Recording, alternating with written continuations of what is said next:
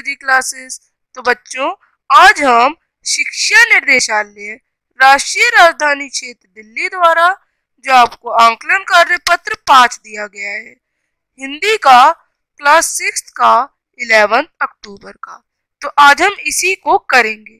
तो यहाँ पे कह रखा है कि यहाँ पे आपको एक गद्यांश है जिसको पढ़ने के बाद आपको कुछ विकल्प के साथ प्रश्न दिए गए हैं।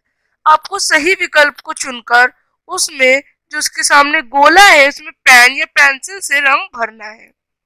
तो केशव के घर कार्निस के ऊपर एक चिड़िया ने अंडे दिए थे। ये आपका गद्यांश में दिया है कि जो केशव है उसके घर पर जो कार्निस थी, एक छोटा सा भाग निकला था घर के, उस पर चिड़िया ने अंडे दिए। केशव और उसकी बहन श्यामा दोनों बड़े ध्यान से चिड़िया को वहां आते जाते देखते। जो चिड़िया रोज आती जाती क्रियाकलाप जो भी करती वो लोग उसे देखते।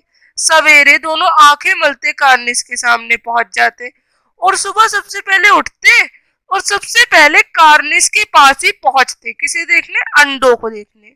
और जो चिड़ा और चिड़िया दोनों को वहां देखते। और जो चिड़ा यानी जो मेल बर्ड होता है और चिड़िया यानी फीमेल बर्ड दोनों को वहां बैठा देखते।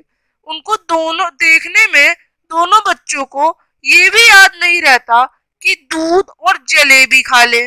उन्हें बस चिड़िया ही आने लगी, उनमें ही मजा पता नहीं कैसा आने लगा।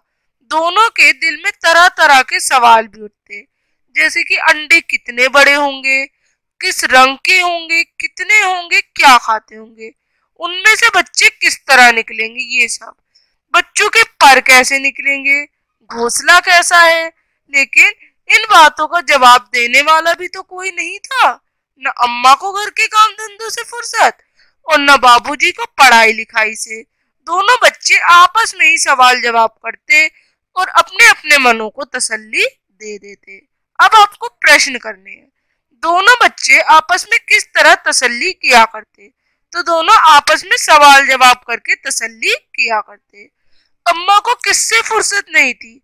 अम्मा को घर के काम धंधों से फुर्सत नहीं थी। थर्ड है, चिड़िया ने अंडे कहाँ दिए थे? कहाँ दिए थे अंडे? उनके घर के बाहर एक छोटा सा भाग निकला था, उसको क्या कहते हैं? कार्निस। तो आपका ए ऑप्शन होगा, कार्निस के ऊपर अंडे दिए थे। पढ़ने लिखने से किसे फुर्सत नहीं थी? तो पढ़ने लिखने से किसे फुर्सत नहीं थी?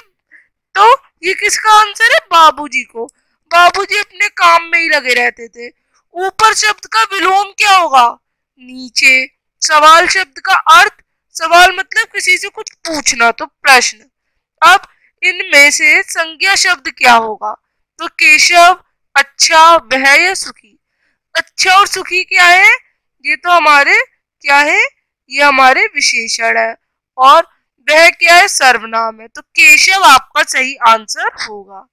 तब आगे 8वें प्रश्न के साथ कि सर्वनाम कौन सा है। अब सर्वनाम बताने, नदी, पहाड़ और झरना तीनों जातिवाचक संज्ञा है। तो ऑप्शन क्या होगा? वह। अब इनमें से तत्सम शब्द सुने। तो तत्सम शब्द क्या है? धंधे है। गृह और सदन इनके पर्यायवाची। गृह और सदन किस क्या होता है? घर। तो घर आपका होगा सही उत्तर। अब हम मिलेंगे बच्चों नेक्स्ट असाइनमेंट के साथ, तब तक के लिए बाय।